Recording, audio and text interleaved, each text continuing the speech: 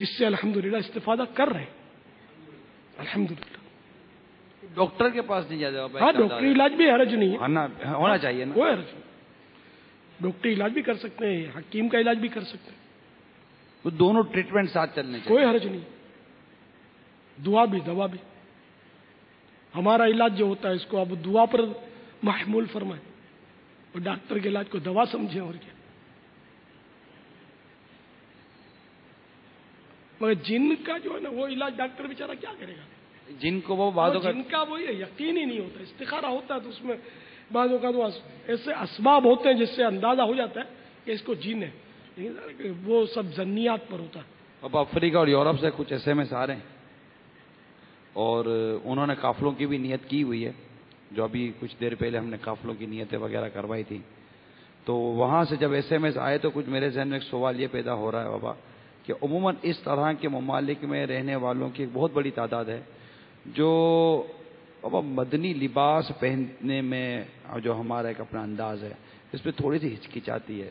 بعض اوقات داڑھی رکھنے میں ہچکچاتے ہیں، حالانکہ دیکھتے بھی ہیں کہ ایسے بھی اسلامی بھائی یا ایسے نظر آتے ہیں جو ماشاءاللہ عمامے میں ہوتے ہیں اور مدنی لباس میں ہوتے ہیں، لیکن ایک تعداد ہے اور اسپیشلی طور پر وہ آفیسز وغیرہ کے اندر جاتے ہوئے بھی ہچکچاتے ہیں، یعنی بالکل ہچکچانا ہوتا ہے.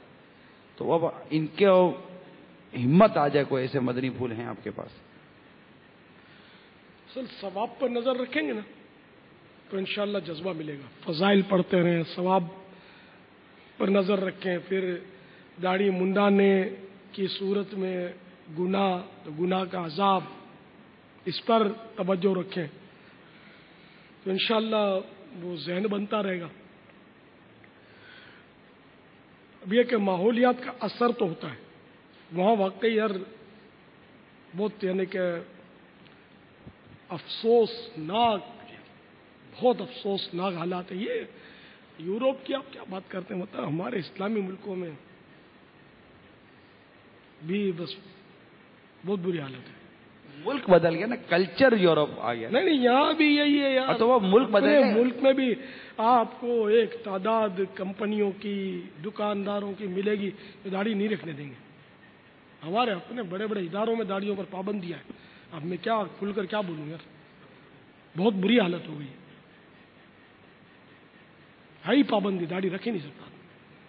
اب ایسی صورت میں جائے جو رکھے وہ بہت بڑے اجر و ثواب کا انشاءاللہ حقدار بنے گا.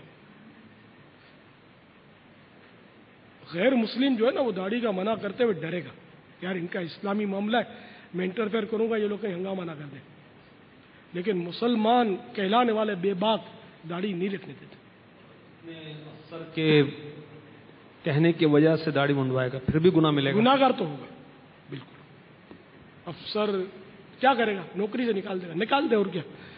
افسر پر روزی بندی بھی ہے، یہ اعتقاد تو مسلمان کا نہیں ہونا چاہیے. ہوگا بھی نہیں. اللہ دیتا ہے روزی، اللہ خیر الرازقین ہے. تو ایسی نوکری جائز نہیں جس میں داڑھی منڈانا شرط ہو.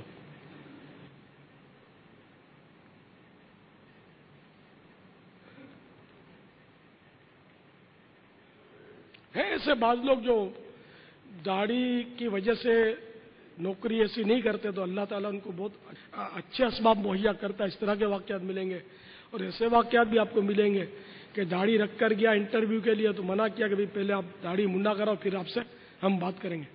تو وہ نوکری کے لالچ میں داڑھی منڈا کر گئے اور انٹرویو میں فیل ہوئے. اس طرح کے واقعات بھی تو دونوں ہی صورتیں. تو اصل رزاق تو اللہ ہے، حقیقت میں رازق وہی ہے، خیر الرازقین ہے. ہر جاندار کو اس نے رزق دینا ہے جب تک زندہ رکھنا ہے. واللہ تعالی اعلم ورسولہ اعلم عز وجل وصلی اللہ تعالی علیہ وآلہ وسلم. صلو علی الحبیب صلی اللہ تعالی علی محمد. گیت گاتا رہوں میں نبی کے، تو